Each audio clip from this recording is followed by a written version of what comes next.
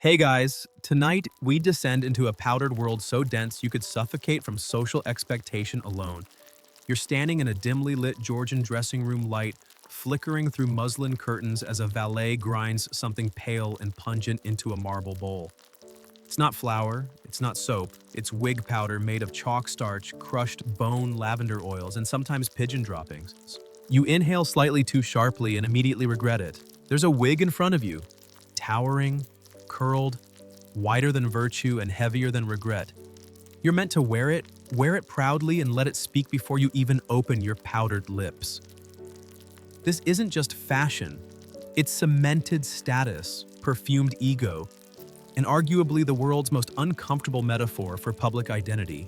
Oh, and if you were hoping it was sanitary, you probably won't survive this century. So before you get comfortable, take a moment to like the video and subscribe, but only if you genuinely enjoy what I do here. Drop a comment with your location and local time. I love knowing where in the world you're listening from. Now dim the lights, maybe turn on a fan for that soft background hum, and let's ease into tonight's journey together. You extend your hand toward the wig like it's sacred, because it sort of is. For Georgian aristocrats, these things were talismans, religious relics of class. Wigs told the world you weren't just rich, you were encrusted in wealth. And not the honest kind, earned by blistered palms and early mornings. No, this was inherited opulence. The kind that arrived in powdered silence, flanked by footmen and never sweated. Ever. But even back then, philosophers had thoughts. While dukes draped their egos in layers of goat hair and glue, Marcus Aurelius wrote calmly in his tent about the vanity of applause, about how quickly legacy turns to dust, and how trying to control your image is like trying to comb the sea. Still, image mattered, especially in court. Powdered wigs were the currency of perception, no matter who you were beneath. Once powder curled and styled you, became something else entirely, an illusion dressed in a lie sealed with lavender. And there's more. Beneath the marble calm of this dressing chamber, something wiggle tickles your scalp. You scratch? Your valet frowns. Too late, you've disturbed the powdered dome. A light dust floats up glittering in the candlelight like fairy spores. Only it's not whimsical, it's parasitic. Because here's the thing, no one told you these wigs were homes. Not just for vanity, but for lice, fleas, sometimes even mites. The powdered mixture was meant to hide odor, not kill bacteria. You essentially encased your filth in fragrance. Think of it like deodorant applied over 3-day-old gym sweat. Fancy, sure.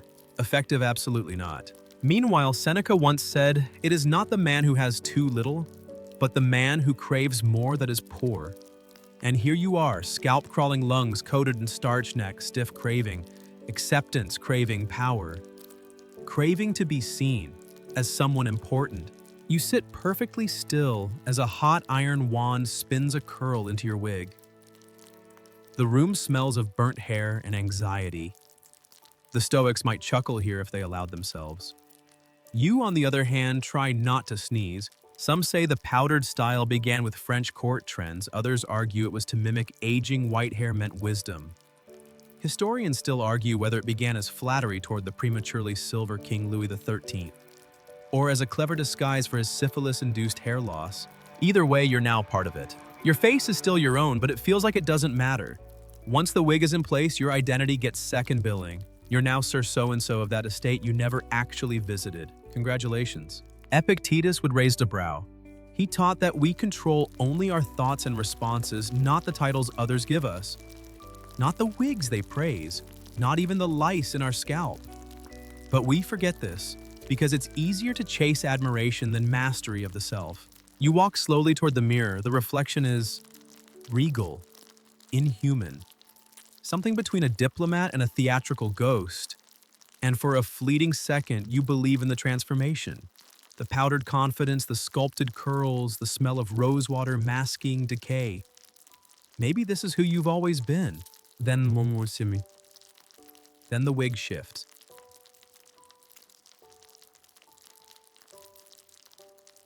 Just slightly, and you again, awkward, itchy, strangely hollow.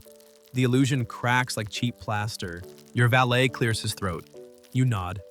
He steps forward with one last puff of powder to the face. It coats your lashes. You blink like a startled owl. The smell is suddenly overwhelming, floral, earthy, faintly sour, like perfume over a dead bouquet. And beneath it all, the stoic whisper returns, "This is not you, and even this will fade." You step away from the mirror and into the hallway. Other powdered phantoms float by. They all look the same, powerful, composed, manufactured. But every now and then, one sneezes or winces or pulls at their collar. And in those tiny cracks, the truth leaks through. You're all imposters, but some of you pretend more confidently than others. As you glide past a gilded door, you hear someone inside muttering Latin quotes to themselves, probably rehearsing for court. Maybe even quoting Seneca or Cicero, great thinkers, whose minds soared while their bodies likely itched beneath togas. Outside, a breeze stirs. A puff of powder follows you like a loyal cloud.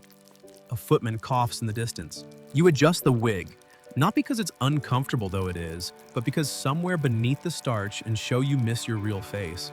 And yet you keep walking. Because in this powdered world, performance is survival, and survival tonight requires a little perfumed cement. You hold your breath as the powder swirls again, this time, thicker, denser, more aggressive. It clings to your clothes like regret and creeps into your nostrils like some particularly vengeful ghost of fashion's past. You exhale too late, and suddenly it's everywhere. In your throat, in your thoughts, you're coughing dignity into your lace cuffs. A valet pats your shoulder lightly as if you're made of fine porcelain or about to explode. You wave him off with a jittery wrist flick, but your hand comes back dusted in chalk. This is Georgian elegance. You are elegance. Elegance apparently feels like lung disease. Marcus Aurelius would be deeply amused. He once wrote, "You could leave life right now. Let that determine what you do and say and think." Which, standing here face covered in powder and panic, feels less like philosophy and more like an asthma warning. And still you stand tall. Because powdered wigs weren't just a style, they were a ritual of endurance. Like a Spartan test, but with curls and corsets. There's honor in discomfort. Or at least that's what you tell yourself as someone behind you sneezes into their sleeve and creates a brief snowstorm of starch. Powdering wasn't optional. For court appearances, the act of having your wig chalked into brilliant white like age, like wisdom, like aristocratic fiction was essential. A dirty wig was more than embarrassing. It was a social misdemeanor. Rumors would spread faster than fleas, and in Georgian society, your image was your currency. A cracked heel could be forgiven. An underpowdered wig, never. Some people went blind from the stuff. Not metaphorically, literally. The powder, often made of finely milled limestone or even plaster, would seep into eyes. There were no OSHA standards in the 18th century, just suffering and style. Your lips are dry now, too. You resist the urge to lick them, knowing they'll taste like construction materials and old perfume. And still the powdering continues. There's a philosophical absurdity here, ironic and beautiful. The very act meant to present you as composed, in control, elevated, is also the one that chokes you, blinds you, reminds you how little you actually govern. Epictetus would grin. "It's not what happens to you, but how you react to it that matters," he'd say, probably while watching you sneeze into your cravat. The ritual wasn't just physical, it was emotional theater. You had to act like it didn't hurt, like the powder wasn't crawling into your collarbones, like your scalp wasn't screaming from yesterday's pins still lodged between synthetic curls. Historians still argue whether this level of discomfort was a bug or a feature, whether it was meant to humble or elevate. Some claim it was simply the cost of prestige. Others suggest it was a form of psychological armor. If you could survive 30 minutes of powder to the face and a day wrapped in brocade without punching someone, you deserve to be in the room. You step into the carriage, ducking slightly to preserve the elaborate vertical silhouette now perched on your skull. The wig brushes the velvet ceiling. Powder ghosts trail behind you, dancing in the morning light like some haunted dandruff. The seat creaks. You sit upright, terrified to lean back and flatten the curls your valet nearly wept styling. Your spine screams. Your neck is a column of anxiety. You remember something Seneca wrote, "We suffer more in imagination than in reality." You try to believe that now, but imagination never felt this itchy. As the carriage rolls toward the court, you pass crowds of people, real people, powderless, wigless, normal. They glance at you, some with envy, some with disdain. One child points. His mother slaps his hand down like heresy. You realize something strange. They don't see you. They see the wig, the idea of you. the towering, trembling symbol perched on your head that says, I am important. I am above. But inside, you're trying not to sneeze. You're calculating how long you can last without blinking. You're wondering if everyone smells this weird or if it's just you. Inside the court, the scene is powdered chaos. Every head is a snow-capped peak. Every breath releases chalk into the air like war smoke. It's a battlefield, but instead of swords, there are social cues. Instead of blood, there's sweat you can't show. You nod to someone, they nod back. It's all very theatrical. You try not to breathe through your mouth. You fail. And all the while, Stoicism looms quietly in the back of your mind. A whisper under the thunder of fashion. Focus not on the shell, it says, but on the core.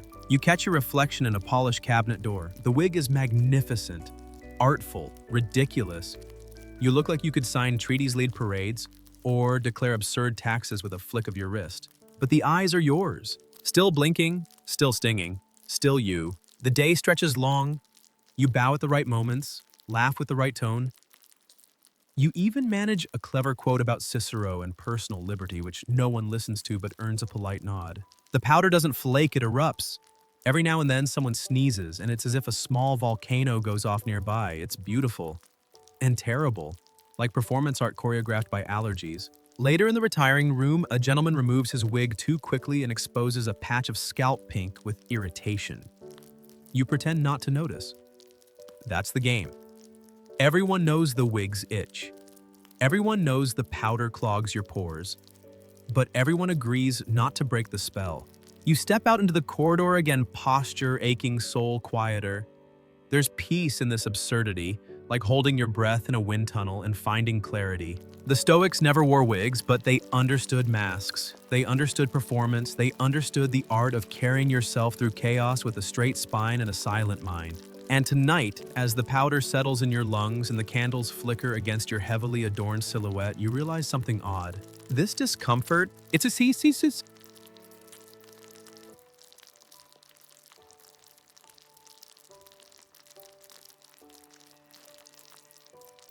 discipline. And discipline, they say, is freedom. The carriage lurches slightly as it turns a corner, and your whole head tilts with it, not from curiosity, but from the sheer physics of the wig. It's heavy, not just in mass, but in metaphor. You hold it like you're balancing a fragile cake, terrified one sharp bump will send the whole powdered confection tumbling into disgrace. Outside, the sun is high and you're starting to sweat.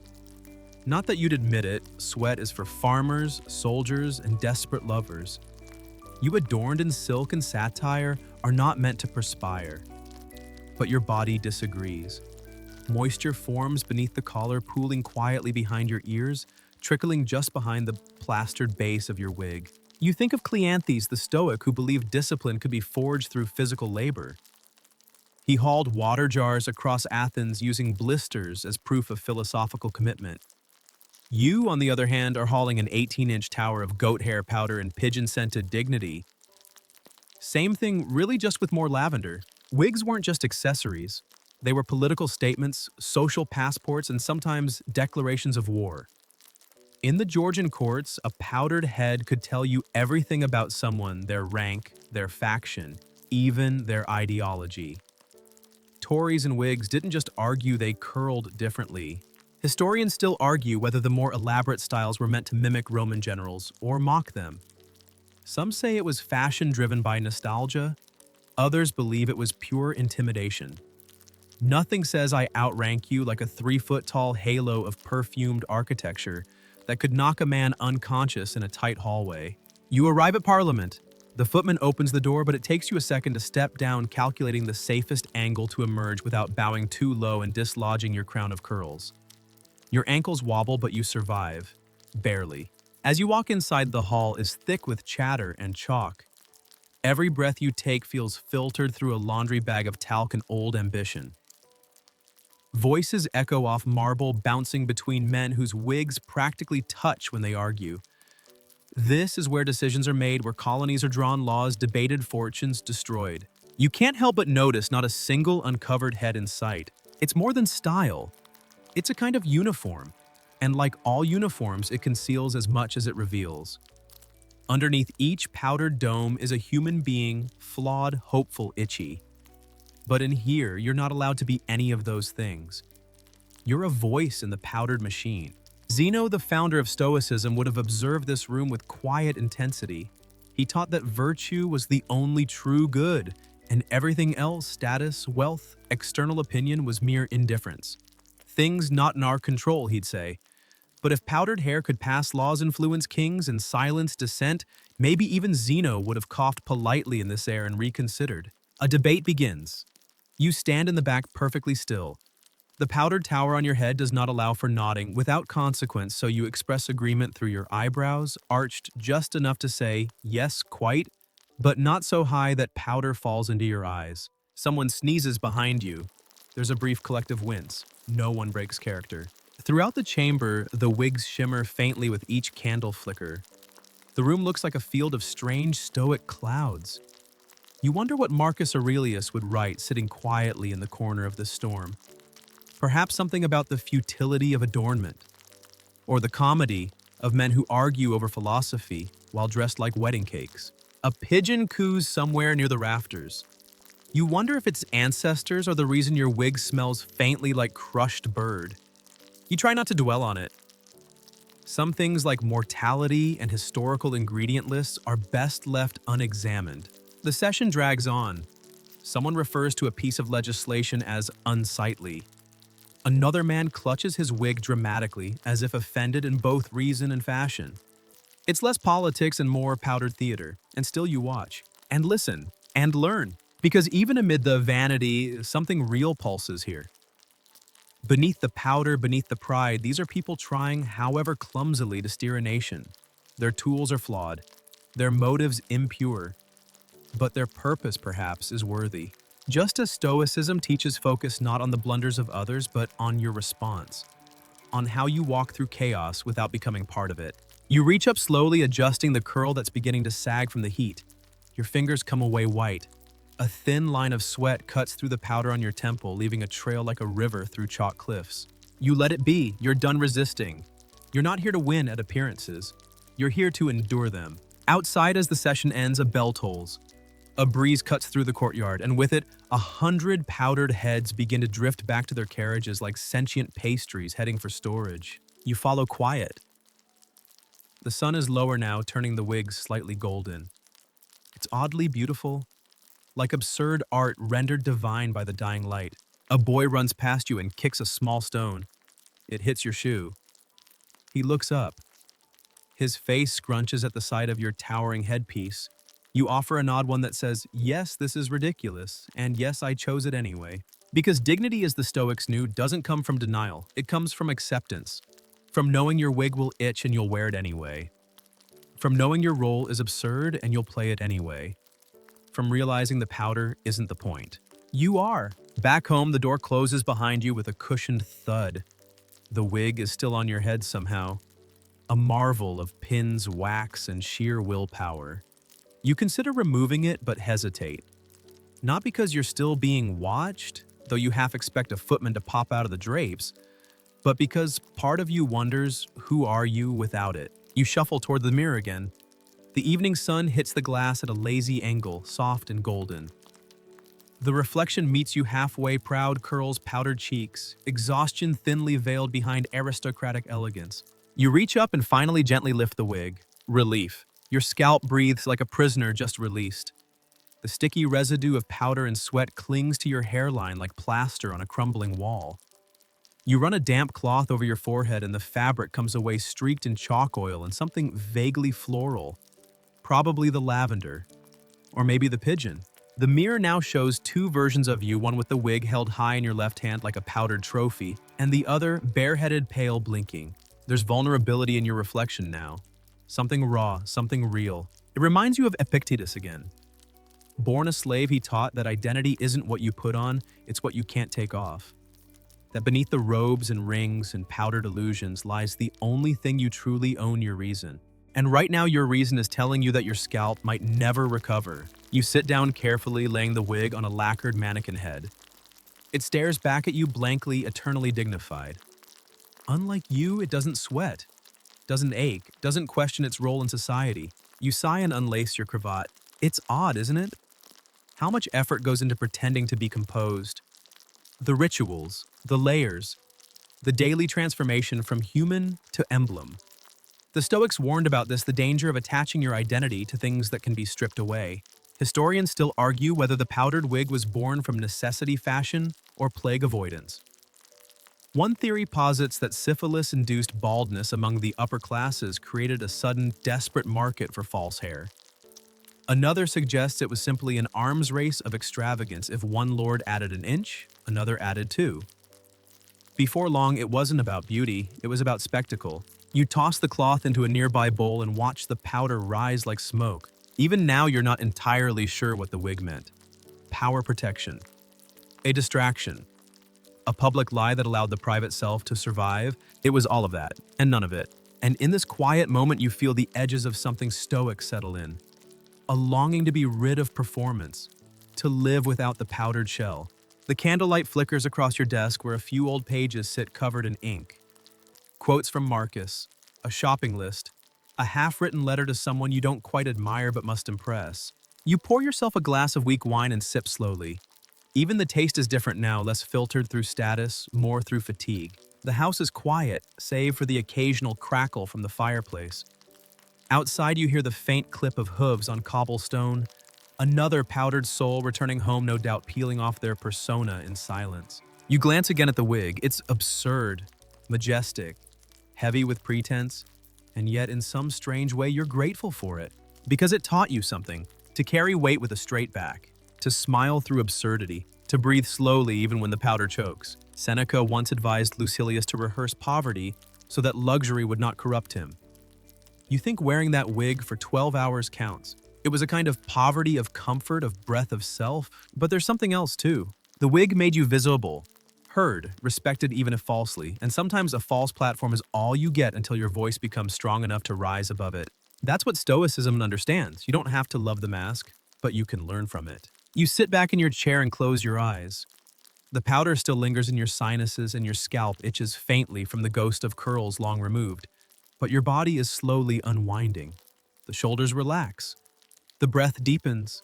The silence returns. You imagine a Stoic walking into a Georgian court not with powdered hair but with powdered ideas, daring to speak plainly among ornate liars, refusing to flatter, to bend, to bloom where only weeds thrive.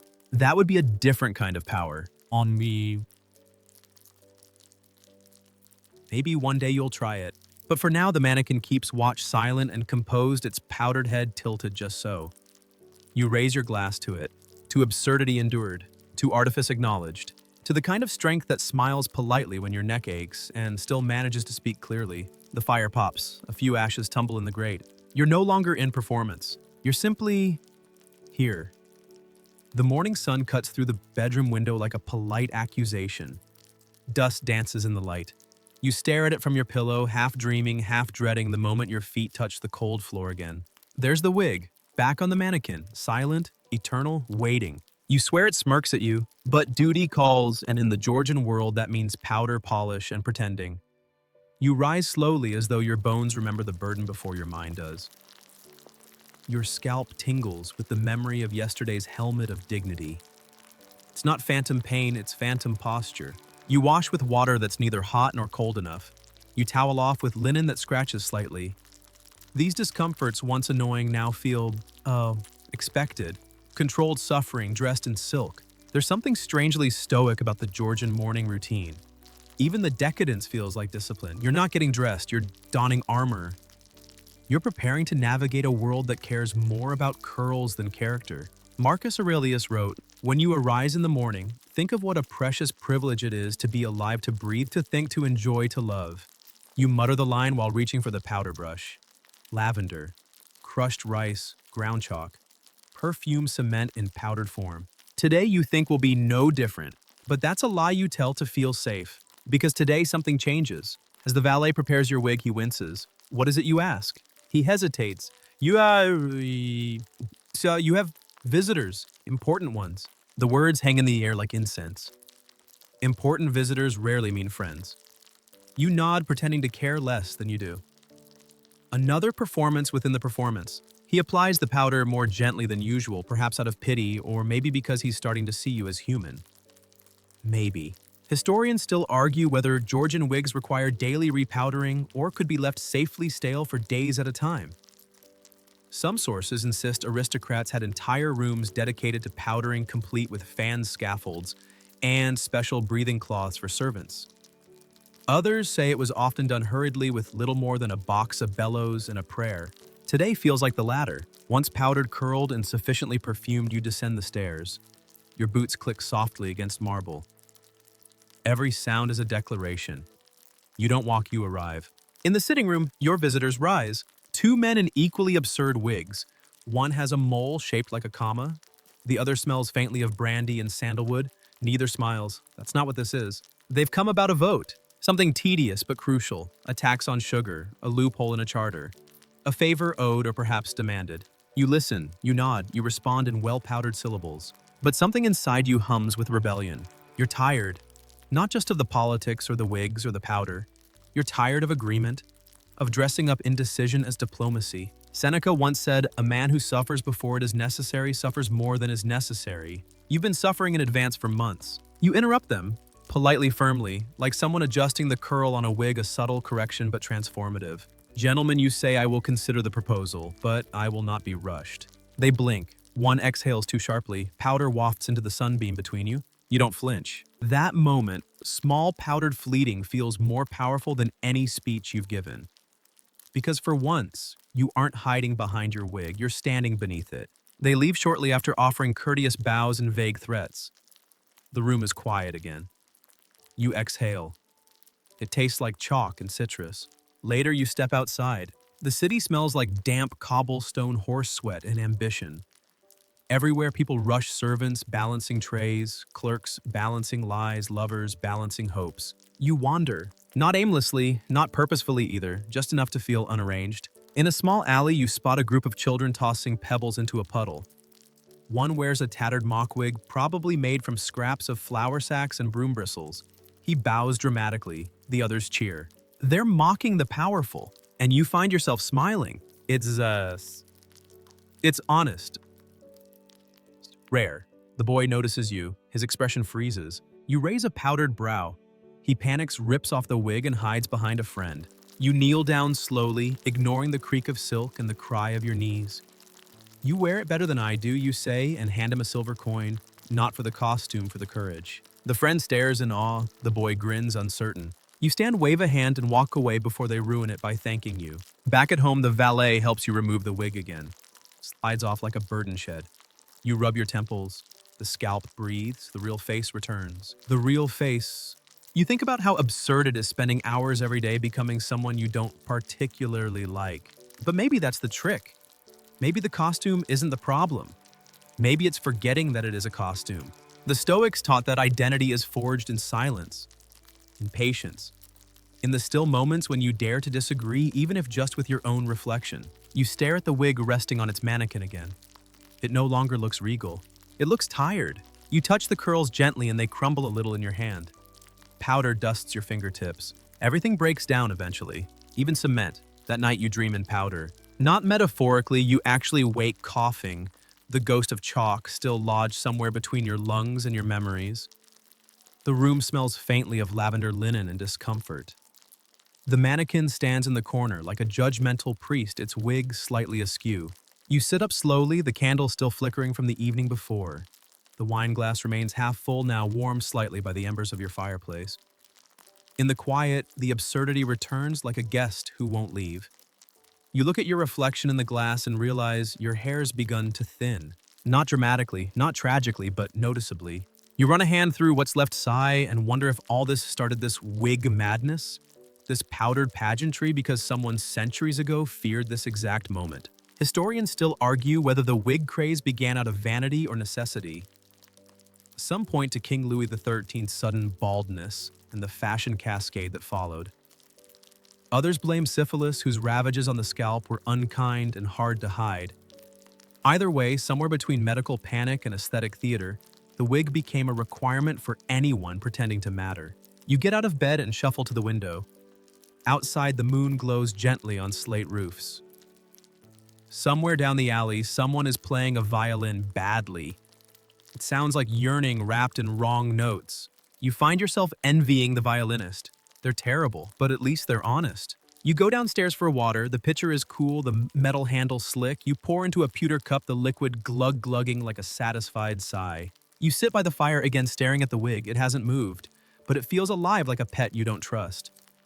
You remember yesterday's visitors, their powdered confidence, their carefully curated expressions. You wonder if they too remove their wigs and sigh when no one's watching.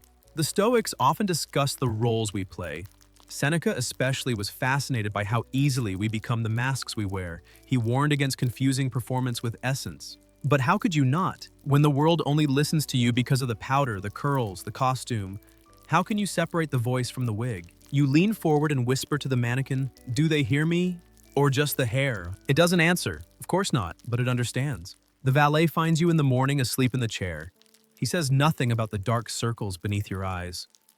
Just sets the bowl down and begins the ritual. Today, though, something's different. You stop him. "Let's skip the lavender." He pauses, his hand trembles slightly. "Sir, no lavender, no pigeon oil, no scent at all." He nods slowly, uncertain. You sit upright, prepare yourself. The chalk still comes, the powder still billows. But it's sterile now. Honest. Less like perfume, more like mortar. And you like it that way. You wear the wig anyway, but you let some of your natural hair show at the temples. A tiny rebellion, a whisper of self beneath the mask. You step into the street, people don't gasp, no one stares, most don't notice. But one older woman selling pears blinks at you, squints, and says, "You look less powdered today." You smile, "I feel less powdered." She nods and returns to shouting about her fruit. You pass other gentlemen, some fully powdered, others flaking at the edges. One man's wig has gone slightly yellow. No one tells him. And in that silent agreement, you realize something else everyone knows. Everyone plays, everyone performs. But no one believes anymore. That's the tragedy and the comedy. Epictetus said, "Don't explain your philosophy, embody it." And today you try. In court, you speak plainly. No flourishes, no affected tones, just your thoughts unpowdered. It's disorienting at first. Some people shift. One man coughs dramatically, perhaps to fill the silence you refuse to gild. But others lean in. By the end of the session, you've said less than usual, but more was heard. Afterward, a younger man approaches you. His wig is immaculate, his confidence wobbly. He asks, "Did your valet forget the lavender?" You grin, "No, I did." He stares, then laughs quietly. "I didn't know we were allowed." "We've always been allowed," you say, "we just forgot." He walks away smiling, his curls bouncing slightly with each step. One catches a bit of afternoon light, and for a moment it's dazzling. You return home lighter than usual. Not physically, the wig still sits heavy, but internally. As if some piece of powdered fiction has finally started to flake off. The valet awaits at the door, brush in hand. You raise a palm, "Let's leave it for tomorrow." He bows not in obedience, but in understanding. You ascend the stairs and pass the mirror without stopping. You don't need to look. You know who you are today. And tomorrow, you might wear the lavender again, but it will be your choice. Because the Stoics never said you couldn't play the part. They just begged you not to forget that it was a part. You wake to an unusual silence. No knocking, no clattering of brushes and ceramic bowls, no valet humming some off-key salon tune as he crushes chalk into submission. Just quiet, and yet your scalp itches. Phantom powder. You reach up half expecting to touch curls of goat hair and perfume, but your fingers find only your own. A little thin, a little tired, but yours. You sit up slowly, bones protesting like creaky floorboards, and gaze toward the window. Sunlight spills across the parquet, illuminating motes of dust suspended like tiny stars. You imagine each one a powdered soul caught mid-fall, never quite reaching the floor. You rise and walk to the mirror. Your face without adornment looks older. Not aged, just revealed. There are lines now. Evidence of squinting through debates, smiling at half-wits, and raising eyebrows at powdered hypocrisy. You look and you see. Stoicism teaches you to face things as they are, not as they're packaged. And this face it has seen a great deal. You make your way down the staircase not in silence, but with measured steps. No valet today. He must have taken your silence from yesterday as permission, or maybe as liberation. In the drawing room, a letter awaits, sealed with wax. Your name scrawled across the parchment with practiced pomp. You break it open and skim the contents. It's an invitation, another evening, another gathering, another room filled with cloud-headed nobility, puffing up their insecurities with powder and polite cruelty. You place the letter down and think, do I have to go? A silly question. Of course you do. But,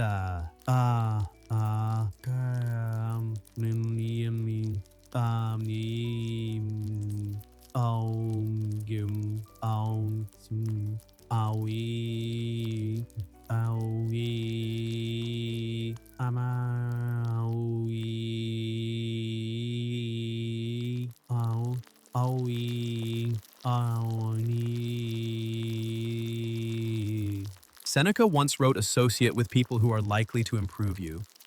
Welcome those whom you are capable of improving. This gathering promises neither. You take the letter and gently place it in the fire. It doesn't scream, it simply shrivels, much like the illusion it carried. You eat a simple breakfast. No lace napkin, no trumpet of poached pears and rosewater syrup, just bread, cheese, and thought. You chew slowly. The food tastes like something real. Outside, the street hums. Cartwheels clatter. A baker sings. Somewhere, a child squeals with joy or rebellion, it's hard to tell. You decide to walk. Not parade, not take the air in the exaggerated way the powdered class does. Just walk. The hat you choose is modest. No plume, no embellishment. You pass a mirror on your way out and pause. You look like someone who belongs to no club, no allegiance. Just someone trying to think. And that for today feels like everything. As you stroll past shops and courtyards, you see the wigs differently now. Not as markers of elegance, but as shields, helmets of heritage, heavy with inherited expectation. Some sit proudly atop their wearers, others droop slightly flattened by heat wind or the weight of pretense. And the scent. You can smell the lavender now, not as a perfume, but as camouflage. A cover for mold rot and secrets. One young man emerges from a tailor's, his curls still damp with setting wax. He walks like he's wearing a crown, but his eyes dart nervously, seeking approval like a dog in a drawing room. Historians still argue whether wigs empowered or oppressed the Georgian elite, whether they were acts of agency or submission. Some saw them as armor, others as cages. The truth is they were both. You continue on, eventually pausing at the square. A man is speaking there, older, stern-faced, no wig. His clothes are simple but clean. His voice carries. He speaks of taxes, of justice, of hypocrisy powdered and perfumed to distract the people. You listen, not because you agree with everything, but because you respect the courage it takes to speak bareheaded in a world of wigs. Others gather, some sneer, some nod. One powdered gentleman scoffs audibly and mutters, "Savage," but no one interrupts. You realize something: silence is more powerful than all the powdered performances in Parliament. And standing there beneath the open sky without your ceremonial scaffolding of powder and pride, you feel a clarity you haven't known in months. You are not your costume. You are not the opinion others whisper after you pass. You are not the lavender they rub into your scalp to make you more palatable. You are what you choose when no one's watching. You walk away from the square not invigorated but calmed, grounded, like a house whose scaffolding has finally been taken down. Back home, the valet returns. He enters quietly, sees your face, and pauses. "No preparations today," he asks gently. "Not today," you reply. "Maybe not tomorrow either." He nods once, then gestures toward the wig. "Shall I clean it then?" You think. "No," you say. "Let it rest." He seems relieved, or perhaps disappointed, or perhaps as always performing. Later that evening, you sit by the fire again. The wig remains in its place. Its curls are beginning to sag, its powder fading. A relic of someone you no longer quite recognize. You recall a line from Marcus: "Waste no more time arguing what a good man should be. Be one." The fire pops softly, the clock ticks on, and for the first time in days, your scalp does not itch. You are still dressed, still polite, still articulate. But something within you has shifted. You've left the powder behind, and somehow you've emerged cleaner. The next morning begins not with the rustle of powdered cloth, but with the smell of bread, real bread baked just across the street. No scented wig powder, no ground bone dust clouding the air, just yeast heat and morning. You stretch, not with the tight, composed grace of a gentleman, but like a human. Limbs wide, jaw slack, dignity momentarily forgotten. It feels extraordinary. You run your fingers through your hair, short, real, and slightly disobedient. No curls today, no starch, and blessedly no pigeon byproduct. As you step into the hallway, the house feels different, larger somehow, lighter. Without the ritual of preparation, without the puff and polish, it has space to breathe. So do you. Your valet stands nearby, bowl in hand, but he doesn't speak, just nods. "No need you murmur, I'm going out bare." He exhales like he's been waiting months for that sentence. Epictetus once said, "Freedom is the only worthy goal in life." You feel that now. Not the freedom of revolt or rebellion, just the quiet, strange liberty of being seen as you are rather than as you were supposed to appear. You walk outside into the cool air. It stings your cheeks, but your face is uncovered, and that makes it feel earned. Today you'll visit someone old, not ancient, but from your past. A friend or perhaps a rival you haven't seen in years. Someone who once laughed with you in powdered chambers. Who once admired your wig but never trusted your words. You take the back streets. Avoid the courts and salons. There's a rhythm to the alleys, the clatter of pots, the cluck of hens. The occasional profanity yelled cheerfully from one window to another. It's a symphony of unpowdered life. At the edge of the quarter, you reach a small home, modest square, unpretentious. You knock. No servant opens, just a man your age with a beard now streaked white and eyes that remember too much. He stares at your bare head, then at your smile. Well, he says, "I'll be damned." No powder left, you reply. "Good." He steps aside. You enter. It smells of smoke and ink and tea leaves. No lavender, no disguise. The two of you sit. The silence stretches comfortable, not strained. He watches you like a scholar studying a rare manuscript. "I saw you in Parliament last month," he says eventually. "Sounded like you." You raise a brow but didn't look like me. He shrugs. "Didn't look like anyone." You laugh. So does he. He pours tea, not spiced, not expensive, but warm, earthy. "You still wear it?" you ask. He gestures vaguely to the hook by the door. A wig hangs there, dusty, forgotten. Sometimes, when someone dies or marries. So, when it matters. No, he corrects, when it's expected. You nod slowly. That difference, the one the Stoics kept harping on, is finally starting to click.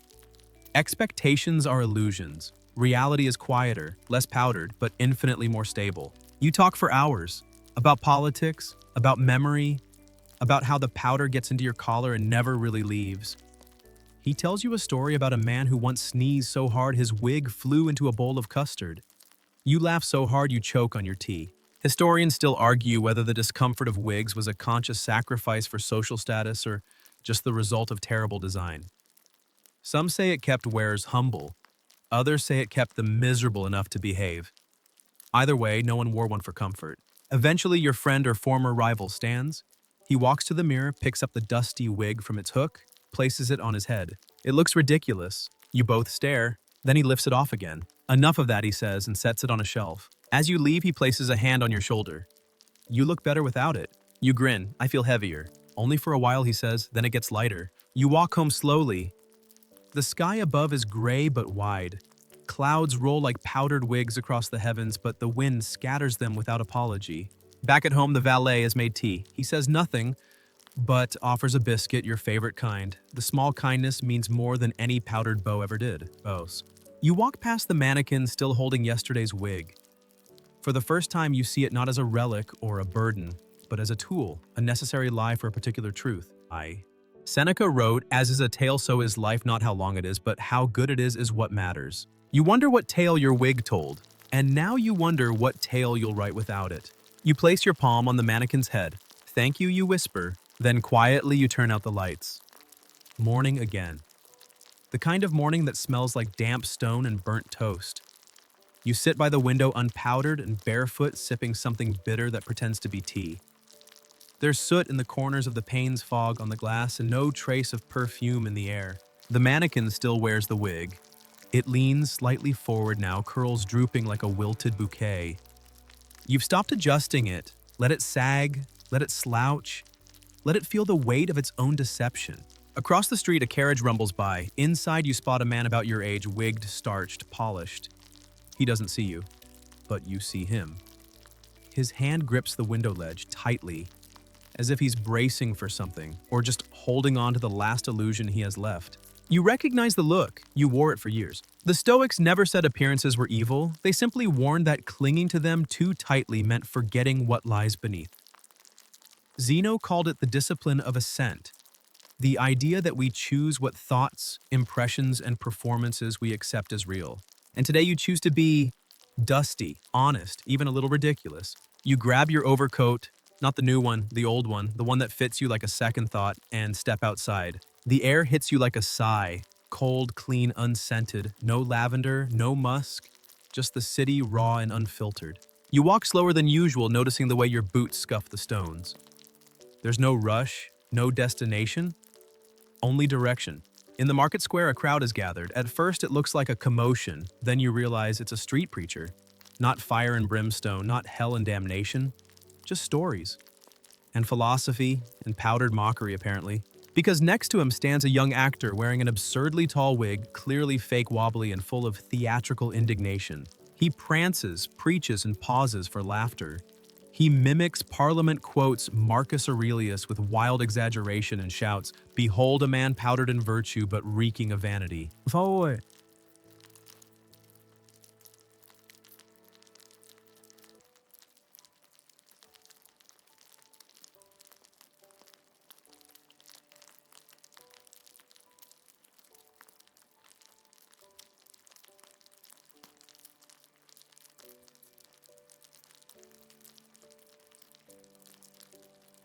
You don't laugh. Not because it isn't funny, but because it's too true. The actor spins, leans dramatically into the crowd, and finishes. "For what shall it profit a man to gain the whole court and lose his own scalp?" Laughter, coins, applause. You lean against a post and think, we all perform. Historians still argue whether these public mockeries were tolerated as social critique or suppressed as sedition. Some say the elite secretly attended them, hiding behind cloaks, desperate to hear what the unpowdered thought of their powdered world. Others claim actors vanished after offending the wrong wig. The actor catches your eye. You nod. He bows extravagantly. You continue on. The next shop you pass is a wig maker's. Elaborate displays fill the window, powdered confections, some 2 feet high, one decorated with model ships. Another features tiny painted birds tucked into the curls. A sign reads, "Discretion, distinction, daring." You step inside, not to buy, just to remember. The air is thick with powder, scented starch, whispered ambition. The clerk, a thin man with ink-stained fingers and an expression like a well-fed ferret, greets you with a sweeping gesture. "Back for a restyle, sir?" "No," you say, just looking. His eyes narrow, trying to place you. You know he remembers your face, but without the proper plumage, you're just a man, not a client. He returns to polishing a display wig. You wander the room. Velvet chairs, ivory-handled brushes, a shelf labeled "for court" and another "for mourning." You wonder if there's one labeled "for the soul." A young apprentice rushes past you with a tray of pearl pins. He bumps your elbow, gasps, apologizes. You smile. It's fine. Happens when you're not powdered enough to be noticed. He doesn't know if that's a joke or a threat. You leave him confused. As you turn to go, you glance one last time at a display labeled "for the confident gentleman." It's an awesome. Mormon.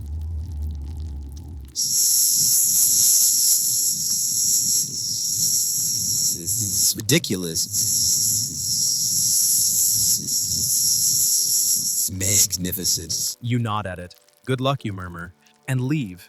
Outside, the sky has begun to change. Clouds gather. There's the smell of rain and something else, ozone maybe, or possibility. You take a long route home, through the alleys, past the butcher's stall, the bookshop, the stone bridge where moss grows like velvet on the walls. There's a woman selling ink and quills near the square. You stop. She raises a brow. "You look like someone with something to say." "You consider that?" "I suppose I do." You buy a small bottle of ink, the darkest she has, the kind that stains everything it touches. Back home, you sit by the fire again. You take out a blank page, dip the quill, begin to write. You don't know if it's a letter, a speech, a confession, but it flows, and it's yours. Your wig watches from the corner. You do not look at it. You write until the candles burn low. And when you finally sleep, your dreams are quiet. Not because everything's resolved, but because for once, you're not carrying 30 pounds of powdered cement on your soul. You wake to bird song and the faint rustle of rain tapping gently at the glass like someone trying to apologize without saying it aloud. The wig still sits on the mannequin, but it feels less like a judge today and more like an artifact. Something you once wore. Like an old uniform in a museum, familiar but no longer yours. You stretch, roll your shoulders, and let your feet find the wooden floor. It's cool but grounding. No footman appears, no powder is prepared. And yet somehow you still exist. You glance at the small stack of pages on your desk. The ink has dried. Your script, whatever it is, lies still, uncorrected, untouched. It smells like possibility and a little fear. You walk over, pick up the top page, and read it aloud. There is a version of me that existed only under starch and pressure. This, what you see now, is not that man. You nod, not dramatic, just agreed. Later that morning, a knock at the door breaks the silence. Not a servant's knock, a guest's. You hesitate for a moment, then answer it yourself. It's the wig maker. You didn't summon him, you didn't expect him. He holds a parcel, long, narrow, wrapped in waxed linen and tied with twine. You raise a brow. He bows slightly, not the ingratiating kind, but the practiced angle of someone offering something significant. I thought you'd want this back. You don't take it immediately. Why? He shrugs, because it's yours. Inside the parcel, you find your oldest wig, the first one you ever wore to court. Blonde gray, slightly frayed. Not particularly tall or styled, a beginner's wig. It feels small in your hands. You thank him and close the door slowly. Then you stare at the thing, a relic of your early performances. Before the flair, before the flourishes, when you still stammered your speeches and dabbed your forehead between sentences. You remember how tightly it used to sit, how it scratched, how it changed you, and how you believed it made you real. The Stoics warned against confusing the tools of life with its purpose. Epictetus said, "Remember that you are an actor in a play the character of which is determined by the playwright. If he wishes you to act a poor man, see that you act it well." You wonder now, were you acting well or just acting long? You set the wig down beside your newer one. Two ghosts side by side. You go out again. No hat. The wind musses your hair immediately, but you let it. It's honest. At least the wind doesn't lie about your station. As you walk toward the coffee house, the one where people speak more plainly with fewer your graces and more what's wrong with this kingdom anyway, you notice someone watching you. A wig maker's apprentice, you think? Young, sharp-eyed, holding a clipboard. You nod. He nods back. You get the sense he's memorizing you not as a client, but as a type. The kind who left the powdered world and hasn't yet vanished. You wonder if you're a threat or a curiosity or just something to avoid becoming. Inside the coffee house is louder than usual. Men and women chatter about sugar taxes and shipping routes. Someone waves a pamphlet in the air. Have you read what he wrote? They bark. You listen. You hear your words. Your script. They've circulated. No attribution, no applause, just ripples. And that's enough. You take a seat in the corner, sip thick, slightly burnt coffee. It tastes like a reality. A man next to you leans over. You've dropped something. You look down, a small card, likely from your pocket. On it, your name, your old title printed in ornate lettering with gold leaf. You smile. No, I didn't. You leave it on the floor. Later, you walk past the old Parliament steps. They still shine from centuries of boots. You run your hand over the railing. It's smooth, worn, familiar. You think about the first time you climbed them, powdered to perfection, sweating with anticipation, wanting to impress, terrified to fail. You think about what Stoicism would have you do now. Accept the past, detach from the future, focus on the present act with virtue. So you do. You walk up the steps, not as a statement, not as a return. Just to remind yourself that you don't need powder to belong. At the top, a guard recognizes you, tips his head. You smile. Don't worry, just passing through. He nods understanding, or pretending to. Back home, the mannequin remains as you left it, but now next to the old wig, it looks less imposing. More like a shrine to former selves. You place both wigs side by side, and next to them, you place your quill. 3 things that helped you become who you are. 2 you've outgrown, 1 you still need. The fireplace crackles gently as dusk settles. Marcus Aurelius once wrote, "The soul becomes dyed with the color of its thoughts." You sit not to be dyed, but to remain clear. No powder tonight. No performance. Just breath, ink, and silence. The next morning opens like a curtain, slow, gentle gray. Not dramatic, not revelatory, just awake. You stand at the window with your hands behind your back, watching the rooftops drip with soft rain. The city sighs beneath you. You've worn no wig for 3 days now. 3 days of mild stares, subtle whispers, and polite confusion. But not one single confrontation. The powdered world doesn't know how to respond to quiet resistance, it only recognizes noise. The valet enters with breakfast, no powdered tools, no scent trays, just a wooden tray with warm bread and 2 boiled eggs. He doesn't comment on your appearance anymore. That silence feels like respect. You eat slowly, listening to the tap of rain. The house is still. The wig mannequin remains in its corner, no longer ominous, just watching. You've started speaking to it from time to time. Not out of madness, but as a strange sort of journaling. You place the empty tray aside and walk to your desk. There's a letter. No wax seal this time, just folded parchment. Inside, a familiar hand writes, "You've made quite a stir. Some think you've lost status. Others think you've gained clarity. I'm inclined toward the latter. It's unsigned. But you know the ink, the angle of the looped letters, your former rival, the one who once mocked your curls." Now he quotes Epictetus in his letters. It's funny how virtue creeps in through the cracks left by vanity. You go to the wardrobe and pull out your old coat, the one with slightly frayed cuffs, the one that smells like ink and memory. It fits better now. Not because your shoulders have changed, but because you no longer shrink inside it. You leave the house coat buttoned high, no wig, no hat. The air is damp and honest. As you walk, a child tugs his mother's hand and whispers, "Why doesn't he have the white hair?" The mother hushes him, embarrassed. You glance over and smile. "It fell out," you say, with the pretending. She doesn't laugh, but her eyes soften. At the corner near this apothecary, an old acquaintance approaches. Fully powdered, of course. His wig is flawless, like a glacier of vanity perched atop his skull. He raises his eyebrows so high the powder cracks. "My dear fellow," he drawls, "you're remarkably bare." "Freedom looks that way," you reply. He snorts gently, or unemployed. You grin. The two are not mutually exclusive. He chuckles, unsure whether you're joking. You walk on before he can decide. Historians still argue whether public defiance of the powdered codes was ever truly possible. Some say social suicide was the price of authenticity. Others believe quiet rebellion was more common than the records suggest, just never recorded. After all, history is written by the powdered. You spend the afternoon in a small library tucked behind the cathedral. You haven't been here in years.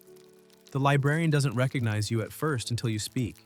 "I'm looking for something by Cleanthes." He peers over his spectacles. "Without a wig?" You shrug. "The words don't care what I wear." He smiles. "No, but some of the readers might." He guides you to a slim volume, hand-copied and rarely touched.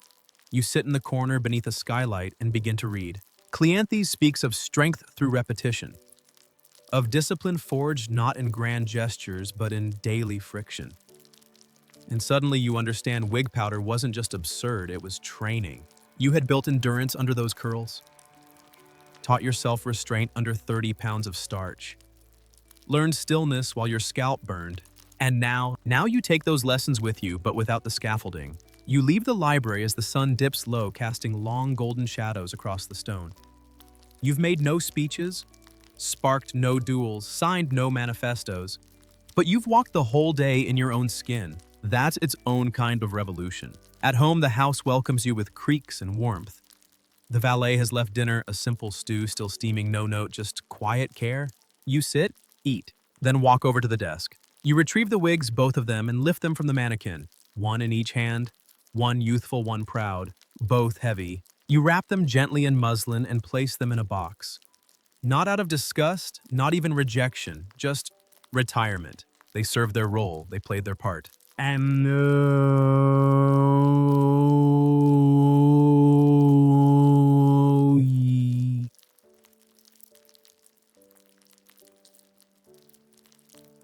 you slide the box beneath the desk, not to hide, but to store. Marcus Aurelius wrote, "Look well into thyself. There is a source of strength which will always spring up if thou wilt always look." You sit at the desk, pen in hand, no powder in your lungs, no lavender in your hair. You look well into yourself and begin writing. Again. The rain is gone by morning. In its place, sunlight diffused through mist, giving the cobblestones a sort of holy glow. You stand by the window in a shirt slightly wrinkled, watching the light move across your floorboards like a gentle tide. Today you have no plans, no meetings, no court appearances, no expectations but your own. And oddly, that's more daunting than any powdered affair. Freedom, as it turns out, can be quiet and uncomfortable. You sit at your desk, open your notebook, and stare at the page. Yesterday's writing looks raw, honest. You don't rewrite it, you let it be. Not perfect, but real.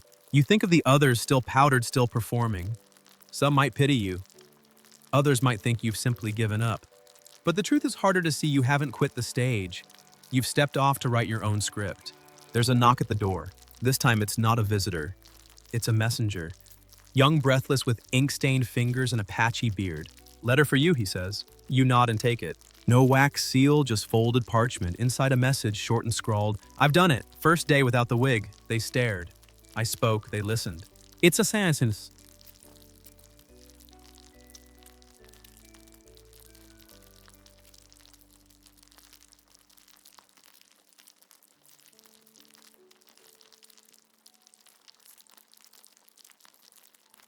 You smile. Somewhere, someone followed your silence. You go to your wardrobe and pull out a coat you haven't worn in years. It still fits, not perfectly, but comfortably. You tuck the note into your pocket, not to keep, but to carry. It feels like momentum. Outside, the city is slowly remembering itself after the rain. The streets shine. Horses clip carefully along the slick stones. A boy sells newspapers. A man washes his windows with a soaked rag and a song. You pass a group of gentlemen gathered beneath a cafe awning. 3 powdered, 1 not. They speak in low voices. You hear snatches in decent, refreshing, mad brave. They see you. They don't speak. You nod. 1 nods back. It's a language now. The language of the uncovered. You walk toward the park, past the iron gates and into the field where leaves are beginning to turn. Autumn waits at the edges of things like you. In the distance, a painter works beneath a tree. He glances up, squints, and sketches something quickly. You wonder if it's you, or just the way your bare head catches the light. You sit on a bench, close your eyes, breathe. Seneca wrote, "We should every night call ourselves to an account. What infirmity have I mastered today? What passions opposed? What temptation resisted? What virtue acquired?" And now you ask yourself the same. What have you mastered? What have you shed? What have you claimed? The wind picks up slightly, not enough to chill, just enough to remind you that change is always moving towards you quietly, patiently. A passerby stops, older man, trembling hands. He wears no wig, just a wide-brimmed hat held close against the breeze. He looks at you and says, "You're the one who stopped wearing it." You nod. "Thank you," he says and walks on. You don't know his name, you don't need to. Back at home, you find a fresh stack of parchment on your desk. The valet left it likely. A silent encouragement. You dip the pen, begin again. This time not to make a point, not to defend a position, but to explore. The ink flows freely. You write of vanity and freedom of scent and silence, of how chalk clings to lungs longer than it clings to curls. You don't name names, you don't expose anyone, but you reveal everything. Hours pass. By candlelight, you read what you've written. It's novel to say. Let's quin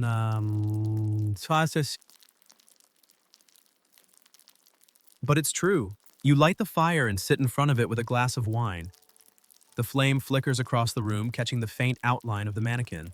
It's still bare. You like it that way. Historians still argue whether wigless men of the period were radicals or recluses, whether they abandoned society or redefined it. Some accounts describe them as eccentrics, others as prophets. You suspect the truth, as always, lies somewhere between. You finish your wine, set the glass down, and speak into the fire tomorrow. Maybe they'll listen more closely, or maybe they won't. But the point is, you will still speak. You wake earlier than usual, stirred by the hush of pre-dawn rather than the bell of obligation. The room is gray with half-light, the kind that makes everything feel paused. You sit at the edge of your bed and listen to your heartbeat, to the faint creak of beams expanding in the morning cool, to the silence of a house no longer preparing for a performance. You dress without urgency. No starch, no ceremony, no valet hovering with brushes or puffs of rice powder. Just you, a shirt slightly uneven at the collar, and trousers that finally feel like clothing instead of costume. Today you're heading to the river. You slip a notebook into your coat pocket and walk. The streets are mostly empty, save for a few milk carts and a man sweeping yesterday's dust into neat, forgettable piles. The mist hugs the cobblestones, softening everything it touches. You walk through it not as a figure of status, but as a body among other bodies. Just a man with a past full of powder and a future undecided. Down by the river, the docks are already busy. Men call to each other, ropes are thrown, crates thud onto wood. It smells like sweat saltfish and real work. You lean on a post and watch, just a shadow in a long coat unnoticed. There's a man there, shirtless, muscled, hauling barrels with a groan that sounds like a hymn. He looks up and sees you. For a moment, he pauses, tilts his head. You're clearly from somewhere else. But you're not powdered, not polished. And that makes you closer than you were. He nods. You nod back. No words, just 2 men witnessing each other. You sit by the edge of the dock and open your notebook. The pages are soft smudged slightly by travel. You write, "We wear masks long after the performance ends. Some because we forget they're there. Some because we fear what lies beneath. But when the mask becomes the self begins to rot." You pause, underline it once. It's the closest you've come to saying what this all has meant. Behind you, someone coughs. You turn. A young man, maybe 20, powder dusted unevenly across his collar. He looks unsure whether to apologize or ask something. "You're him, aren't you?" he says finally. You don't answer, not immediately. He rushes on, I read your words. About virtue, about choice, He falters. You close your notebook. You have a question, you say. He nods. Do I have to stop pretending all at once, or can I peel it back slowly? You smile. There's no rule, you say, only the courage to begin. He lets out a shaky breath. They'll notice. Yes, let them. He sits beside you on the dock, not touching, not speaking. Just there. Two unpowdered thoughts drifting in the morning mist. Stoicism never promised ease, it promised clarity. It didn't say the crowd would cheer when you changed, it only said you'd know what mattered. The sun breaks through at last, gold on water, glinting off the ripples like powdered light. You watch it move and think about the way the world keeps spinning, regardless of wigs or titles or carefully applied lavender. Historians still argue whether moments like these ever happened, quiet philosophical awakenings among the powdered class. The records are sparse, the paintings always show perfection. But maybe that's the point. Perfection doesn't leave much room for truth. You walk home through a market coming alive with noise and haggling. A woman with a cart full of lemons calls out, fresh for your master's tea. You stop, smile, I am the master. She blinks, then laughs, then you need 2 lemons. You buy them, because again,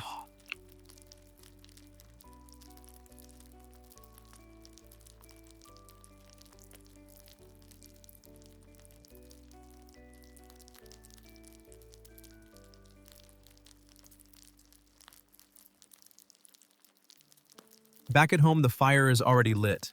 The valet has taken to anticipating your return not with powder, but with comfort. A warm towel, a cup of steeped herbs, a gesture that says you're seen. You nod at him, he nods back. No roles, just recognition. You walk past the desk, past the mannequin, and pause. There's no wig there. You forgot you packed them away. You're not sure whether you missed them or not. That's the strangest part. Freedom feels less like a break and more like a quiet slide into selfhood. You pick up your pen. Write one more thing. Powder disguises decay, but it cannot delay it. What is true will rise eventually, inevitably, inconveniently. And when it does, may we meet it bareheaded. You don't plan to publish it, but maybe someone will find it someday. And maybe, just maybe, they'll stop before the powder hardens completely. The next afternoon, you receive an invitation. Not the usual sort, not embossed, not scented, not delivered with the usual fanfare. And this one is folded simply and hand-delivered by a boy who runs off before you can ask a single question. You open it. Inside a gathering, no wigs, no titles, just words. Sunset, rooftop above the printer's hall. No signature, no crest, no threat. You stare at it for a moment, smile, and tuck it into your breast pocket.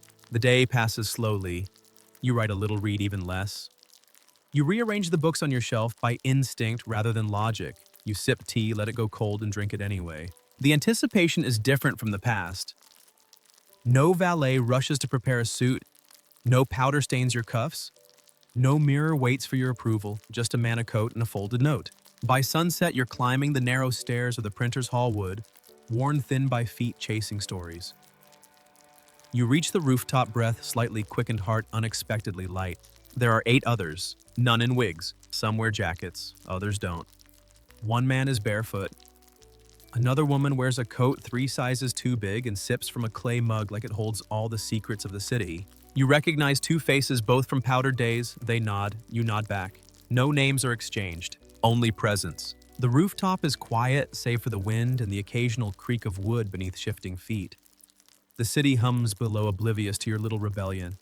But that makes it sweeter truth that doesn't need an audience. One man clears his throat and begins to speak, not loudly, not theatrically, just honestly. He talks about fear, about how he used to dread forgetting the order of curls in his ceremonial wig, about how once in the middle of Parliament he touched his own scalp out of instinct and someone gasped. He laughs now softly. I've never felt more like a fraud than when I got caught being human. Heads nod. Another speaks, an older woman, once a social strategist. She speaks of powdered strategy of crafting silence to feel like superiority. She says, we were trained to vanish behind our costumes. And we got good at it. Too good. Someone reads a poem, someone else weeps. And then it's your turn. You don't stand. You just say, we built towers on our heads to avoid facing what was beneath them. Quiet. Then laughter, small, startled, grateful. You go on, we wore weight. We sprayed fragrance over decay. And we smiled so well we forgot how to feel anything else. The sun dips lower, setting the city aglow. The rooftops become islands in a golden sea. The powdered world fades into amber shadow while you remain lit. You sit in silence after speaking, no applause, just breath and space. Stoicism teaches that we are social creatures bound to each other not by performance but by reasoned fellowship. Marcus Aurelius called it the city of gods and men, a metaphor for living among others with dignity but without deception. You feel that here. This rooftop is a city of the unmasked. Historians still argue whether gatherings like this ever took place if the powdered elite ever truly questioned their performance. But of course, no one wrote down the moments that felt real. Those don't make history. They, Dumpy.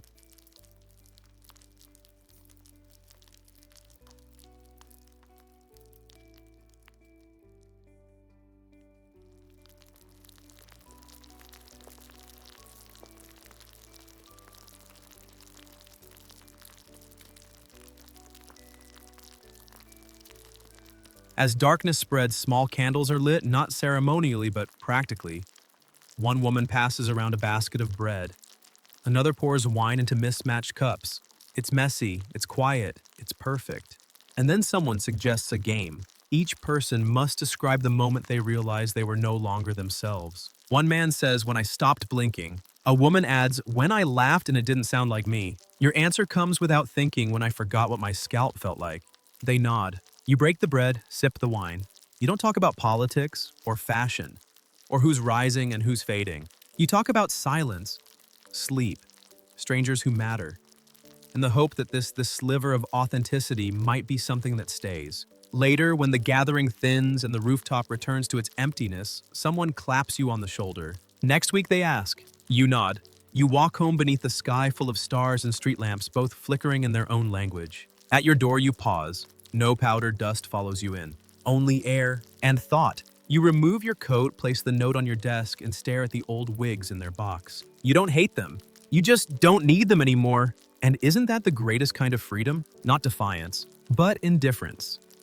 You wake with sore feet and a quiet smile, rare companions in your powdered past. The rooftop lingers in your thoughts, not as a vivid memory, but as a tone, warm, amber slow. You find yourself craving that silence again, the kind that has shape and texture like soft cloth or low music. Downstairs, the fire is already burning. Your valet, who has slowly evolved from servant to silent co-conspirator, has taken to starting it without instruction. He doesn't ask if today is a wig day. He simply leaves the room prepared and lets you decide who you are. This morning it's clear. You're going bare. You take your tea with honey and a crust of yesterday's bread, no lace napkin, no silver spoon, just honest food, simple flavor. You watch the steam rise from the cup and think of the powdered men you once dined beside, men who flinched at the sight of their own reflections unless curated first. They're still out there, wearing lace as armor, swallowing opinion behind lemon-scented restraint. But they are not your concern anymore. Seneca said, "He who is brave is free." Today you believe that more than ever, not because you've slain dragons, but because you've stopped dressing like one. You decide to visit the river again. No reason, just a sense that the water remembers things the rest of the city forgets. On your way, you pass a bakery. The scent is criminally persuasive. You stop in, buy a small loaf, and break off a piece while still in the doorway. The woman behind the counter nods in approval. Outside, an elderly man with a long coat and no wig watches you. "You're the one they talk about," he says. You look at him, unsure what they means. He chuckles. "The one who so on asking who was going."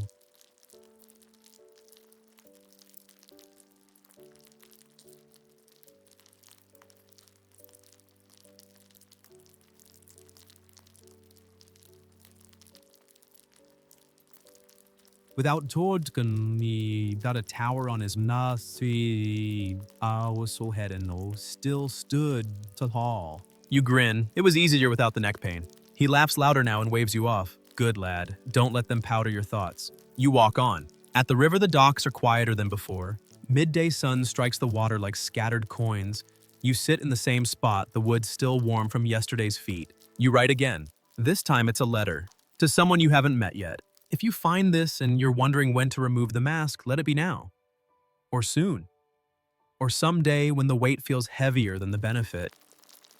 You are not the curl of your wig or the scent of your collar. You are the breath you take when it's all been stripped away. Trust that. Even if no one applauds. You seal the letter with wax, plain wax, no crest. Then you walk it to the printing press. The man at the door eyes you with curiosity. Another essay. No, you say. Just a message, leave it somewhere, anywhere. He shrugs and takes it. You leave before he can ask further questions. Historians still argue whether anonymous letters ever sparked change, whether ideas born in silence and humility could ripple into action. But maybe that's because they looked for change in the wrong places, on thrones and balconies, not riverbanks and rooftops. Back at home, the mannequin is gone. At first, your heart skips. But then you notice the box is still beneath the desk. The wigs remain wrapped and resting. It's only the presence that has shifted. You ask the valet. I thought it was time, he says simply. You nod. It was. That night you light fewer candles. You speak even less. You begin a new essay, not about wigs, but about weight. About how burdens chosen out of fear never feel lighter with time. You title it False Crowns. You sleep without wine, without lavender, without curtains drawn. And you dream not of powdered rooms or echoed laughter. You dream of silence, of a rooftop, of someone reading your letter somewhere and finally breathing like themselves. By now, word has spread. Not like wildfire, but like candlelight. Quiet flickering from one dinner conversation to another, passed between breaths. Did you hear they whisper? He doesn't wear it anymore. The wigless one. The powdered dropout. The man who walked into court bareheaded and didn't burst into flames. Some say you've lost your mind. Others say you finally found it. You step into the street and feel the weight of these murmurs, not on your shoulders, but somewhere behind your ears, like a breeze you can't quite shake. It doesn't sting. Not anymore, it tickles. You pass a mirror in a shop window and catch your reflection. No powder, no curls, just skin and eyes and a hint of sleep still clinging to your jawline. You look ordinary, which is to say you look real. That's the problem, isn't it? Realness doesn't dazzle, it doesn't perform, it just is. And that unnerves people used to sparkle and starch. You think of a line from Marcus Aurelius. If someone is able to show me that what I think or do is not right, I will happily change. For I seek the truth by which no one was ever truly harmed. What a scandalous thing to welcome correction. You head to a coffee house today, not one you visited before. This one is rougher, louder. The sort where no one notices what's on your head, only what's in your cup. Inside, the air smells of roasted beans, ink sweat, and wet coats. It's glorious. You take a seat near the wall. There are no powdered men here, just merchants, sailors, writers, thinkers. A few glance at you with vague interest, another wrinkle-faced man with ideas and time. Nothing more. You pull out your notebook, not to write, just to place it on the table. A gesture, I'm here, I'm listening. A man beside you reads aloud from a broadsheet a small essay unsigned about identity, masks, and virtue. You nearly choke on your drink? It's your,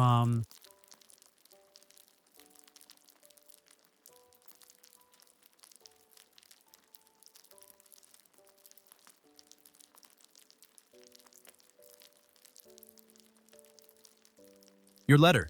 Somehow published, printed, circulated. Have you read this? He asks, holding the paper up. I wrote it, you say? He stares. Then nani.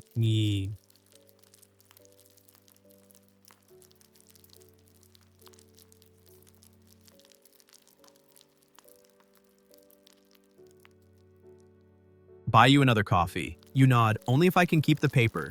He laughs, deal. Later, the owner of the cafe approaches. She's tall, middle-aged, flour-dusted apron and all. You're the man from the page. You nod. She taps the counter twice. Don't stop. Then wakaim. Guessing I wang ki.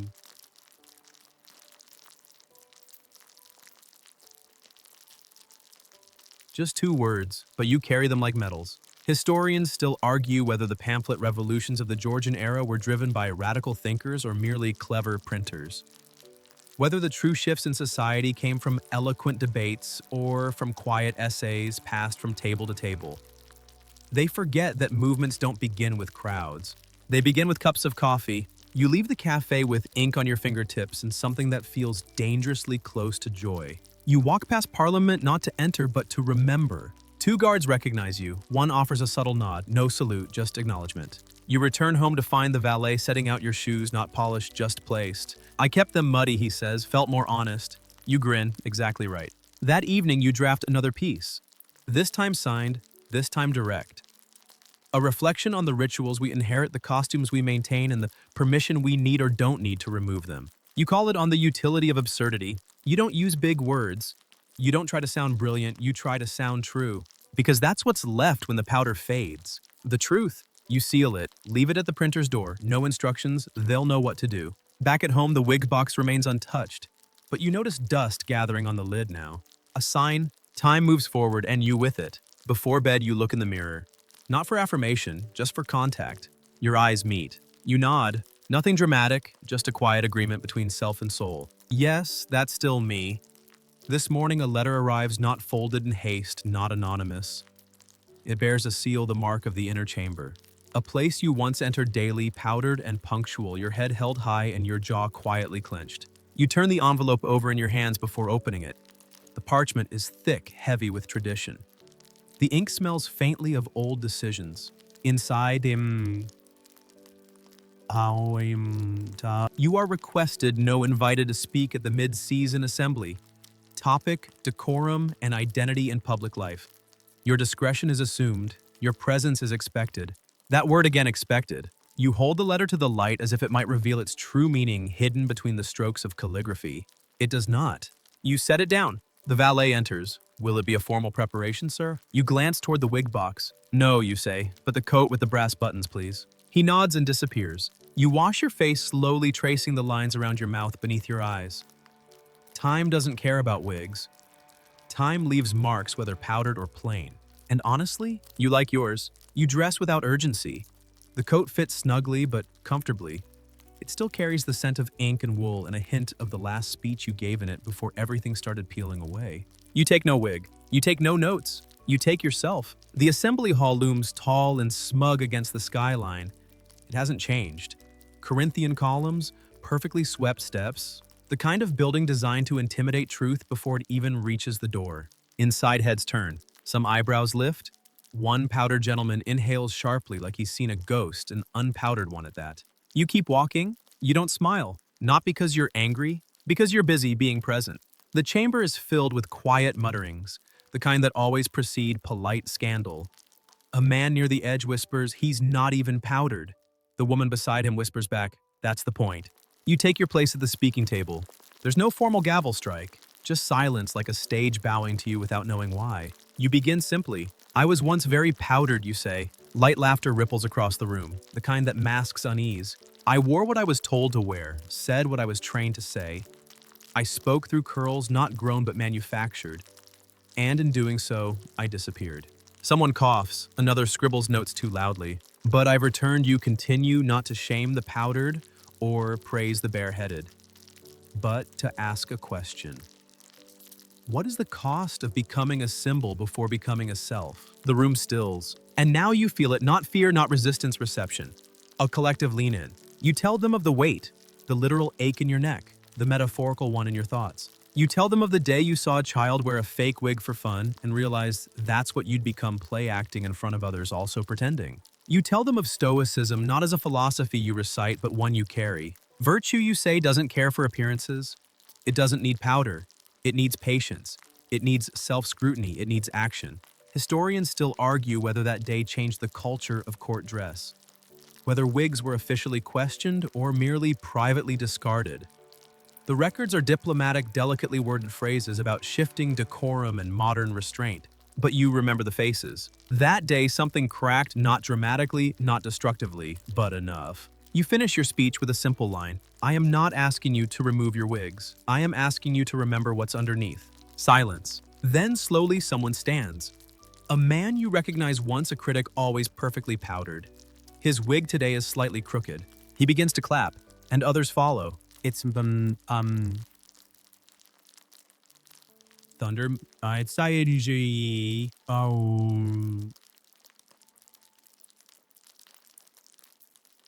not a standing ovation, but it's genuine. That evening, you walk home alone, past the cafes, past the tailors, past the wig maker's shop where the window display has changed. A new sign reads, "We also sell brushes for the bareheaded." Progress. You arrive home and remove your coat. Hang it up.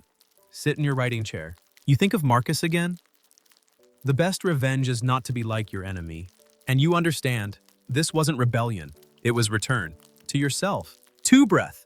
To being seen and seeing. The valet enters quietly. Shall I store the coat, sir? Not yet, you reply. It's still listening. He leaves. You write again. Once I believed identity required architecture.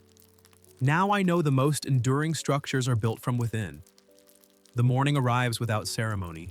No letters, no knocks, no breathless messengers bearing announcements or veiled invitations.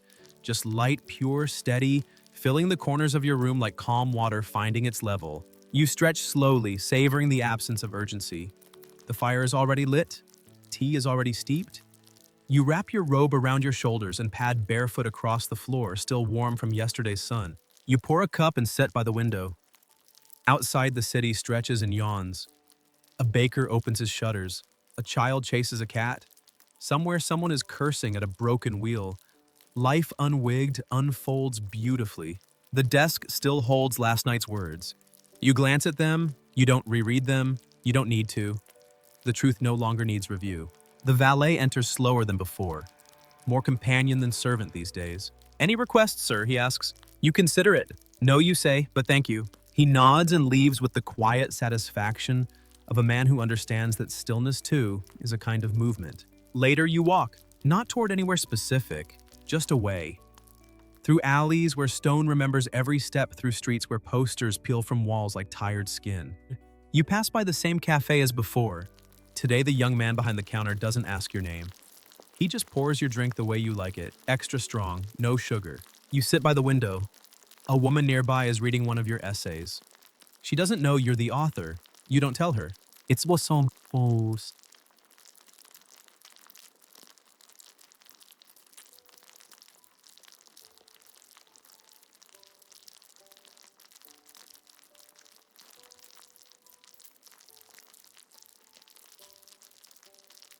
Her expression changes subtly as she reads a wrinkle of the brow, a smile that doesn't reach the corners. Then she closes the paper, exhales, and folds it slowly. She sets it down and sips her drink like someone who's just remembered something important. You leave before she looks up. You stop by the river again. Sit at the same worn post. The water moves the way it always does, forward, unconcerned. You take out your notebook, write just one sentence. Today I changed nothing, and still something shifted. Back in the city square, a crowd is gathering. Not for you, not because of you, but because something is happening. You step closer and see a young man wigged nervous is speaking. His hands shake, his voice trembles, but his words, they carry. He's talking about honesty, about shedding expectations, about remembering who you are before you're told what to become. You realize he read your work. Maybe once, maybe a dozen times, it doesn't matter. He speaks not your words, but his truth, and that is more than enough. A woman in the crowd shouts, "What about tradition?" He answers calmly, "Tradition is a compass, not a cage." Someone claps. Then more. Then, ahasasi.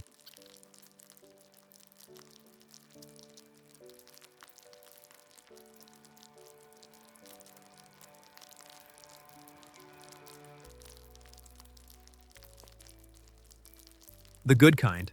You walk away before the speeches end, not to be mysterious, but because you've heard what you needed to, and it didn't come from you. Historians still argue whether social shifts happen gradually or in great eruptions. Whether the age of wigs ended with a proclamation, a fashion trend, or economic downturn. But you know better. It ended in pauses, in choices, in moments like this, bare-headed, soft-spoken, quietly irreversible. At home, the wig box remains closed. You don't dust it, you don't discard it, you simply leave it alone. That evening, the city is hushed. Not silent, just reflective, like it's trying to remember the words from earlier, the tone, the courage, like it's turning them over in its hands, unsure if they're real. You light a candle. You write again. Not for them, for you. I thought power lived in height and status and scent, but now I know power lives in stillness. Status and truth and identity, real solid identity, can be worn without tying a single ribbon. You pause, smile. Addie, also my scalp has never been happier. You blow out the candle and let the darkness hold you. You dream of nothing. Not metaphorically, not symbolically, just nothing. No powdered courtyards, no curling irons, no worried glances in mirrored halls. You wake in a silence that doesn't feel empty, but cleansed. Like a chalkboard freshly wiped with just the faint ghost of the old lesson lingering at the edges. You lie still for a while listening to breath, to heartbeat, to the hush that follows when a life once devoted to performance finally becomes one of presence. When you rise, the floor greets you like an old friend, familiar creaks. Morning light on worn wood. You dress without thinking, no costume, just clothing. Nothing presses pinches or pins. Downstairs, the fire is already going crackling softly. The valet, more companion now than attendant, has left a note. Went to see my brother, back by supper, tea's ready. You chuckle. He started leaving you notes instead of waiting for instructions. You hope he never stops. You sip your tea slowly, walking the length of your home like someone seeing it for the first time. Without the layers of powder and obligation, even the furniture seems to breathe easier. You find yourself at the desk, again, always. There's a new letter. This one is strange. No seal, just an envelope, inside a single sentence. Are you coming to the ceremony? No date, no location, just the assumption that you know. And oddly you do. It's the burial of the powdered age. Not literal, of course. That would be too neat. But something is ending. You feel it. In the streets, in the salons, in the way people now glance at wigs and hesitate, as if wondering, is this still necessary? Is this still me? You put on your coat, the same old one.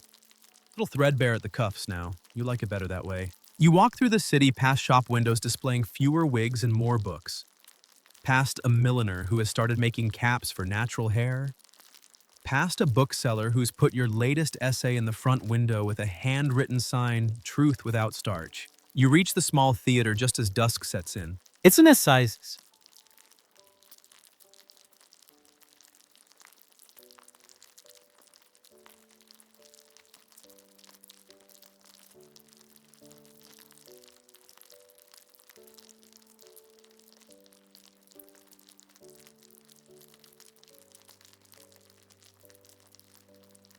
Around.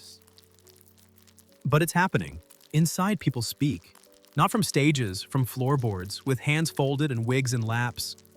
Some have removed them right there in the room. Others hold them like relics. Others glance at theirs and don't. One young man, bareheaded knees bouncing with nerve steps forward. I wore mine because my father did, he says. And he wore his because his father did, but no one remembers why anymore. He looks down at the curls resting in his hands, then places them on the table beside him. Not thrown, not trashed, just set down. Another speaks, a woman with elegant posture and eyes that never flinch. My wig taught me to sit still, she says, but it also taught me to wait for permission. I don't want to wait anymore. Soft applause. You don't speak. You don't need to. You already wrote your eulogy for the age of powder, for the era of pretend. You simply listen now. Later, after the gathering disperses into twilight, someone touches your arm. You turn. It's her, the reader from the cafe, the one who folded your essay like it was something sacred. You never said it was you, she says. I didn't need to, you reply. She smiles. You helped me take mine off. You nod. You did the real work. Historians still argue whether the powdered era ended with policy poverty or fashion fatigue, but they miss the real cause. It ended when people like her decided it no longer reflected who they were. You walk home slowly, dusk curling around the chimneys, cats slipping between rails, lamplight pooling in the streets like spilled gold. At your doorstep, you stop. You look back, not to second guess, to thank the path. Inside, the house hums with quiet. The wig box is still beneath the desk. You pull it out, open it, look down. Then gently you take the wigs out one last time. You set them on the table, and you write a small note. You served your purpose. You taught me discipline, endurance, silence. But I've learned to carry those things without you now. Rest. Then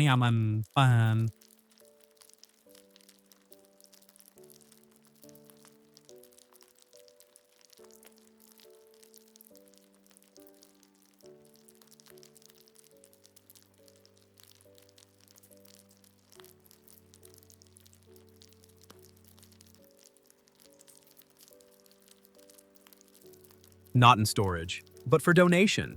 The world may still have stages that require them, but not yours. The box is gone by morning. You don't ask where it went. You don't need to. The valet moved it probably without fanfare, without ceremony, just as you would have wanted. You stand in the quiet of your front room, letting the light fall across your face. You exhale. Not from exhaustion, but release, like someone setting down a suitcase after a very long walk. No one knocks today. No invitations arrive. There's no appointment, no speech, no performance. Only you in your home, in your skin. and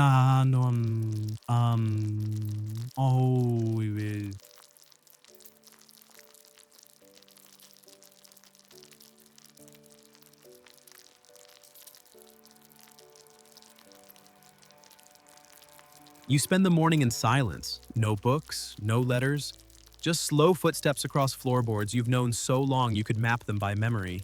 You open the windows, let in the breeze. It smells like autumn again.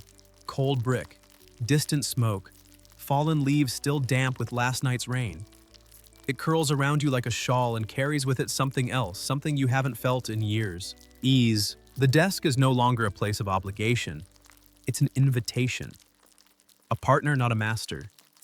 You sit. You write, not because you have to, because you want to. Your pen glides easily now. No stutter, no choke, no self-censorship. You write. I once covered my head in powder to be seen. Now I let my scalp breathe so I can see myself. You smile a quiet half-smile that only happens when something inside you has clicked into place. Later, you walk again. Habit, yes, but also hunger. Not for food, for being. In the square, you see fewer powdered heads than ever. Some remain, yes. The tall wigs, the elaborate curls, the starch-dusted facades. But there's a new softness now, a new mix. People walk among each other not performing but existing. And when they do perform, it feels lighter, chosen, less desperate. You pass the wig maker's shop. The window display has changed again. This time it holds brushes, yes, but also books. Journals, ink pots. A mannequin with nothing on its head at all. Just a simple wooden bust facing forward, eyes level with the street. The sign reads, "Dignity requires no disguise." You stand there for a while, not to admire it, to witness it. A few blocks down, someone calls your name. You turn. It's the young man from the rooftop gathering the one with the trembling hands and unsure voice. Today, he stands taller.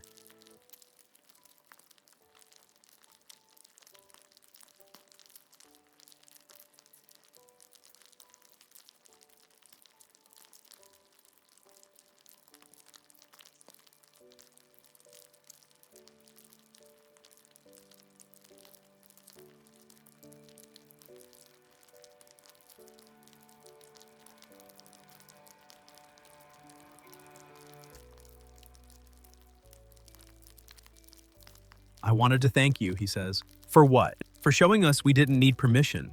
You nod, you never did. He smiles. I think I'll start writing too. You should. He walks away. No flourish, no title, just purpose. You linger a moment longer, then make your way home. Evening comes, gently laying its cool hand on your shoulder as you sit once more by the fire. There's nothing left to remove, no mask, no weight, just breath. Flickering shadows, quiet. You take out your journal. The pages are nearly full now.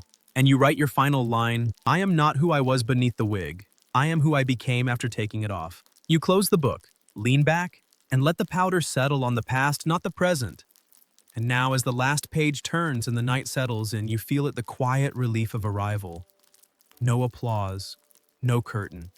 Just the soft rhythm of your breath, the flicker of candlelight, and the subtle stillness that comes when the performance is finally over. Let your shoulders drop. Let your thoughts drift not into worry, but into wonder. The kind of wonder that doesn't require an answer, just presence. You've walked through powdered halls and unspoken rules. You've worn the weight of tradition. You've smiled when you were expected to and sat straight when your spine begged for rest. And yet you endured. Not because you were forced, but because something within you waited for the moment when endurance would evolve into understanding. That moment came, not with fanfare, but with breath. You are no longer the powdered ghost they expected. You are something gentler now, more weathered, more awake. So let yourself rest. Feel the room wrap around you like an old coat. Hear the soft crackle of the fire, the distant hush of the wind, the faint echo of your own stillness becoming strength. This story is over, but your story, the real one, has only just begun. Sleep well unburdened. You are seen. You are enough. And you are home. End of script. Sweet dreams.